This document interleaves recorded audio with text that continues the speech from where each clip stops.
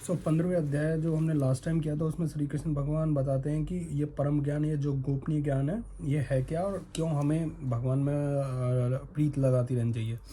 16वें अध्याय। इसके उपरांत श्री कृष्ण भगवान फिर बोले, हे अर्जुन, देवी संपदा जिन पुरुषों को प्राप्त है और जिनको आसुरी संपदा प्राप्त है उनके लक्षण पृथक पृथक कहता हूँ।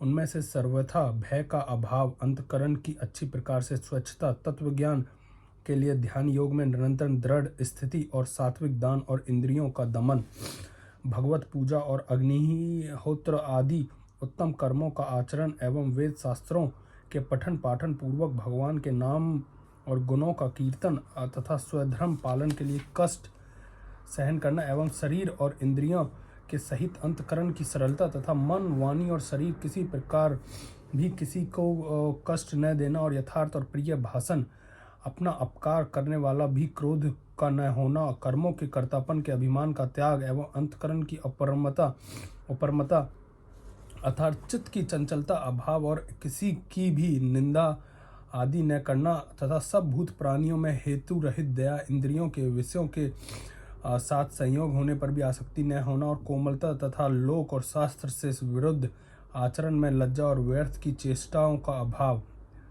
तथा तेज, क्षमा, धैर्य और बाहर भीतर की शुद्धि एवं किसी में भी शत्रु भाव का न होना और अपने में पूज्यता के अभिमान का अभाव, यह सब तो हे अर्जुन देवी संपदा के प्राप्त हुए पुरुष के लक्षण है।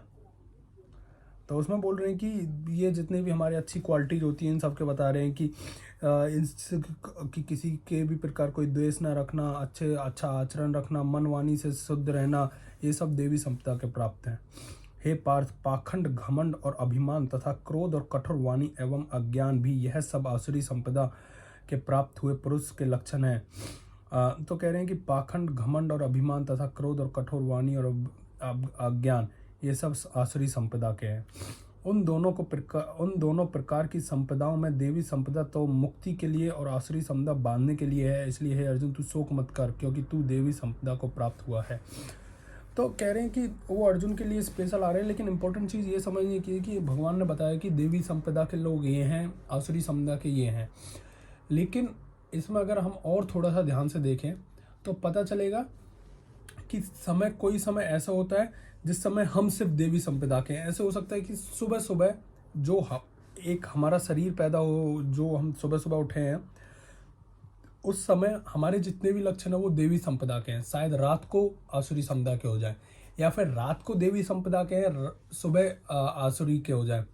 या फिर ऐसा हो सकता है कि दो लोग बैठे हैं, तुम्हारे ही पास जो 7 आदमी बैठा है वो उस समय देवी संपदा में हो सकता है और आसुरी संपदा में हो सकता है। जैसे कि हमने पहले अध्याय में पढ़ा था कि एक ही साथ में ऐसा हो सकता है कि तीनों गुण, सद्गुण, तमोगुण और रजोगुण एग्जिस्ट करते हैं, एक ही साथ में रहते हैं। तो इसमें भी ये है कि 2 तरीके के गुण बताए हैं, 3 तरीके गुण बताए हैं और 2 तरीके की देवी संपदा और आसुरी संपदा बताए हैं। तो ऐसा हो सकता है कि एक ही मनुष्य के अंदर दोनों चीजें हों, जो कि असलियत में होता है। एक ही मनुष्य के अंदर दोनों चीज होती हैं। किसी के अंदर घमंड होता है तो किसी के अंदर उसकी मन वाणी अच्छी होती है। क्रोध कम होता है तो किसी के अंदर कभी कभी क्रोध ज्यादा हो जाता है। और सिचुएशन पे डिपेंड करता है, परिस्थिति पे डिपेंड करता है कि किस परिस्थिति में आदमी कैसा है। तो हमारी कोशिश ये रहनी चाहिए हम जितना ज़्यादा हो सके देवी संपदा की ओर जाएं, जितनी परिस्थितियों में हो सके उतनी परिस्थितियों में नॉर्मल रहें, तो वो ही देवी संपदा है। हे अर्जुन, इस लोक में भूतों के स्वभाव 2 प्रकार के माने गए हैं। एक तो देवों के जैसा है, दूसरा आसुरों के जैसा है। उनमें देवों का स्वभाव ही विस्तार पूर्वक कहा गया है, इसलिए अब आसुरों के स्वभाव को भी विस्तार पूर्वक मेरे से सुन। तो कह रहे हैं कि देवों के प्रभाव अच्छी बात है, हर कोई तुम्हें बहुत अच्छे से बता देता है कि ये होते हैं वो होते हैं। अब मैं तुमको आसुरों के बारे में बताऊंगा। आसुरी स्वभाव वाले मनुष्य कर्तव्य कार्य में प्रवृत्त होने का और कर्तव्य कार्य में निवृत्त होने का भी नहीं जानते हैं। इसलिए उनमें न तो बाहर भीतर की शुद्धि है, न श्रेष्ठ आचरण, न सत्य भाषण है। कहता है कि ये लोग ये भी नहीं जानते कि कर्तव्य कार्य क्या है और अकर्तव्य कार्य क्या है। कर्तव्य कार्य का मतलब है कि जो काम मैं कर रहा हूँ, जैसे कर्ता ने कर्म से, जिसमें कर्ता मैं हूँ। और अकर्ता ये है कि कोई और कर रहा है, जो कि पूरे इसका गीता का सार है। न उनमें बाहर भीतर की शुद्धि है, न श्रेष्ठ आचरण है, न ही सत्य भाषण है। वे आसुरी प्रकृति वाले मनुष्य कहते हैं कि जगत आश्चर्य रहित, सर्वथा झूठा एवं बिना ईश्वर के अपने आप को स्त्री पुरुष के संयोग से उत्पन्न हुआ है, इसलिए केवल भोगों को भोगने के लिए है, इसके सिवा और क्या है। तो यहाँ पे ये कह रहे हैं कि जो ये है उनकी उन आसुरी प्रकृति वालों की इस तरीके से है कि वो बोलते हैं कि ये जो संसार है ये झूठा है, इसमें कोई ईश्वर नहीं है और अपने आप को स्त्री पुरुष के संयोग से उत्पन्न है और केवल भोगों को भोगने के लिए है, इसके सिवा और क्या है। ये लोगों की बता रहे हैं कि ये लोग एक लिमिट पे आके रुक चुके हैं, लाइक कि ये लोग जो बोल रहे हैं ये झूठ नहीं है, ये सच है, लेकिन ये उससे ज़्यादा सोच नहीं पा रहे हैं। इस प्रकार इस मिथ्या ज्ञान को अवलंबन करके नष्ट हो गया है स्वभाव जिनका, तथा मंद है बुद्धि जिनकी, ऐसे वे सबका अपकार करने वाले कुरुकर्मी मनुष्य केवल जगत का नाश करने के लिए ही उत्पन्न होते हैं। वे मनुष्य दंभ, मान और मद से युक्त हुए किसी प्रकार भी न पूर्ण होने वाली कामनाओं का आसार लेकर और अज्ञान से मिथ्या सिद्धांतों को ग्रहण करके भ्रष्ट आचरणों से युक्त हुए संसार में बरतते हैं। वे मरण पर्यंत रहने वाली अनंत चिंताओं के आश्रय किए हुए और विषय भोगों के भोगने में तत्पर हुए एवं इतना मात्र ही आनंद है ऐसा मानने वाले हैं। तो ये लोग जो बता रहे हैं कि ये लोग सिर्फ अपने अपने आप में रहते हैं, ये रहते हैं, यहाँ पे मेरी खुद की राय ये है कि ये बहुत हद तक सच है, लेकिन ऐसा नहीं कि वो सब ही गलत हैं। वो उनके रहने का एक तरीका है जो वो नहीं समझ पाए हैं, क्योंकि उनकी बुद्धि उस स्तर पे नहीं है कि वो समझ पाए, तो अभी वो इस स्तर में रह रहे हैं। इसका मतलब मैं पर्सनली ये नहीं समझता कि ये लोग गलत हैं, बट हाँ ये लोग एग्जिस्ट करते हैं, इनकी बुद्धि में अभी वो ज्ञान आया नहीं है। इसलिए आशा रूप सैकड़ों फांसियों से बंधे हुए और काम क्रोध के परायण हुए विषय भोगों की पूर्ति के लिए अन्यायपूर्वक धनादिका बहुतों से पदार्थों को संग्रह करने की चेष्टा करते हैं। ये लोग बहुत सारे अन्न, भोग, धन, इन सबको इकट्ठा करने की चेष्टा करते हैं, जो कि हम सब कर रहे हैं। हर कोई नौकरी जा रहा है, इसीलिए जा रहा है कि जितना ज़्यादा हो सके। तो इसका मतलब हर कोई आसुरी शक्ति वाला है नहीं, लेकिन कुछ हिस्सा है जो आसुरी का है, कुछ हिस्सा है जो देवी का है। और हमारा कर्म ये है कि हम जितना हो सके दिव्य शक्ति की तरफ जाने की कोशिश करें। उन पुरुषों के विचार इस प्रकार के होते हैं कि मैंने आज यह तो पाया है और मनोरथ प्राप्त होएगा, तथा मेरे पास यह इतना धन है, फिर भी यह भी होएगा। वह शत्रु मेरे द्वारा मारा गया और दूसरे शत्रु को भी मैं मारूंगा, तथा मैं ईश्वर और ऐश्वर्य को भोगने वाला हूँ। मैं सब सिद्धियों से युक्त एवं बलवान और सुखी हूँ। यहाँ पे जो ये सब समझते हैं मैं सब सिद्धियों से युक्त और बलवान हूँ, पागल है। मैं बड़ा धनवान और बड़े कुटुंब वाला हूँ, मेरे समान दूसरा कौन है। मैं यज्ञ करूँगा, दान दूंगा, हर्ष को प्राप्त होऊंगा। इस प्रकार से के अज्ञान से मोहित है। यहाँ पे ये समझने वाली बहुत ज़रूरत है। जो लोग बड़े धनवान हो जाते हैं, बड़े कुटुंब वाले हो जाते हैं, वो सोचते हैं मेरे समान दूसरा कौन है। मैं धन भी देता हूँ, मैं यज्ञ भी करता हूँ, मैं दान भी देता हूँ, मैं, और इससे मुझे हर्ष की प्राप्ति होती है, इस प्रकार। लेकिन कह रहे हैं ये अज्ञान है। ये तुम जो दान दे रहे हो, यज्ञ कर रहे हो, लोगों को खाना खिला रहे हो, ये क्या है? ये तुम्हारा अपनी जो ईगो है उसको फुलफिल कर रहे हो। इसलिए वे अनेक प्रकार से भ्रमित हुए चित्त वाले अज्ञानीजन मोह रूप जाल में फंसे हुए एवं विषय भोगों में अत्यंत आसक्त हुए महान पवित्र नरक में गिरते हैं। वे अपने आप को ही श्रेष्ठ मानने वाले घमंडी पुरुष धन और मान के मत से युक्त हुए, शास्त्र विधि से रहित, केवल नाम मात्र के योगों द्वारा पाखंड से यजन करते हैं। वे अहंकार, बल, घमंड, कामना और क्रोध आदि के परायण हुए एवं दूसरों की निंदा करने वाले पुरुष, अपने और दूसरों के शरीर में स्थित मुझ अंतर्यामी द्वेष करने वाले हैं।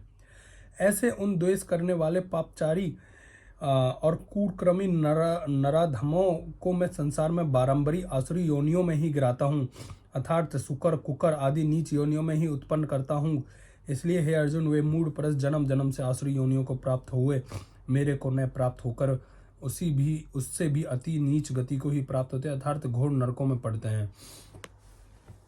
तो कह रहे हैं कि ये लोग हैं जो अपने आप को घमंड बहुत ज़्यादा, जिनमें आसुरी शक्ति बहुत ज़्यादा है, पूरे टाइम घमंड में रहना, पूरे टाइम ये कहना मैं ही मैं हूँ। तो उनको प्रभु कह रहे हैं कि मैं उसमें गिराता हूँ, नरक में गिराता हूँ, ये करता हूँ।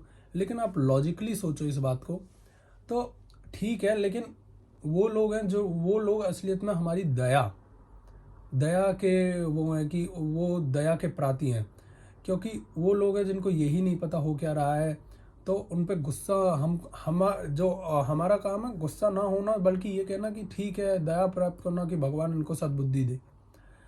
और जब भगवान उनको बार बार नीच गति में प्राप्त कर रहे हैं तो फिर वो उसी तरीके से रहेंगे।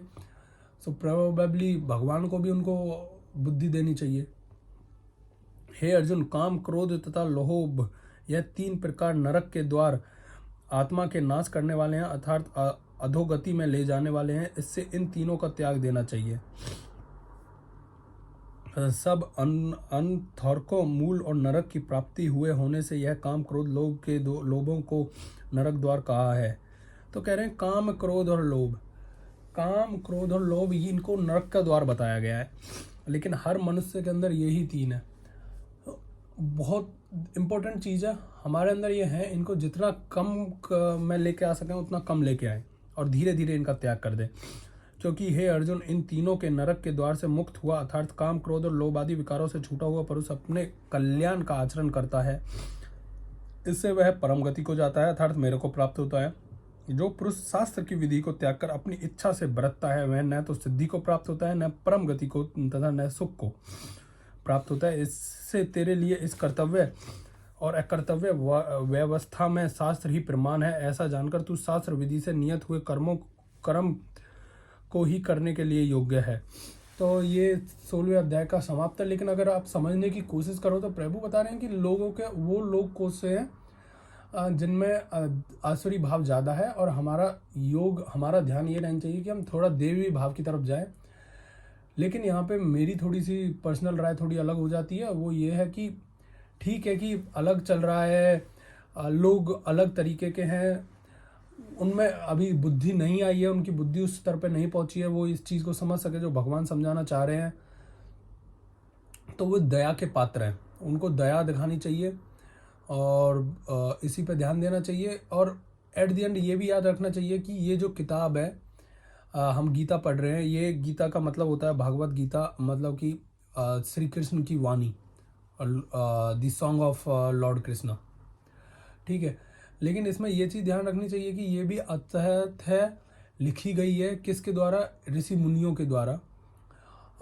और जब ये लिखी गई है तो जिन्होंने लिखी है उस टाइम उन्होंने उस तरीके से लिखी है कि ये याद रखें कि लोग एक सोसाइटी में अच्छी तरीके से रह सकें।